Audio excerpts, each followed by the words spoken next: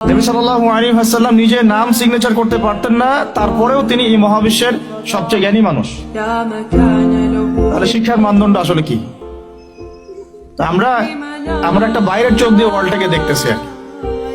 নবী সাল্লাল্লাহু আলাইহি ওয়াসাল্লামকে আল্লাহ পাক বললেন পড়ুন। নবীজি বলছেন, ওই সময়ও বলছেন মা আনা বিকারি, আমি তো পড়তে জানি না।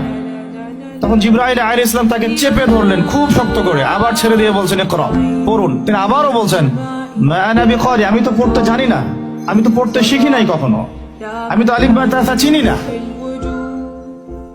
আবার চিপে ধরলেন শক্ত করে, তিনি বলছেন আমার মনে হয় জীবনটা বের হয়ে যাবে, এত শক্ত করে ধরেছেন। ছেড়ে দিলেন, ছেড়ে দিয়ে বললেন ইকরা বিসমি রাব্বিকাল্লাযী খালাক, পড়ুন আপনার রবের নামে যিনি আপনাকে সৃষ্টি করেছেন। মানে পড়া আপনাকে আপনার রবই শিখাবেন ইনশাআল্লাহ। জ্ঞান তাহলে কার পক্ষ থেকে আসবে? আল্লাহর পক্ষ থেকে জ্ঞান আসে। তার মানে ইকরা বিসমি রাব্বিকাল্লাযী খালাক প্রত্যেকটা ইউনিভার্সিটির বাইরে এই জিনিসটা লেখা আছে। যত সেকুলার ইনস্টিটিউশন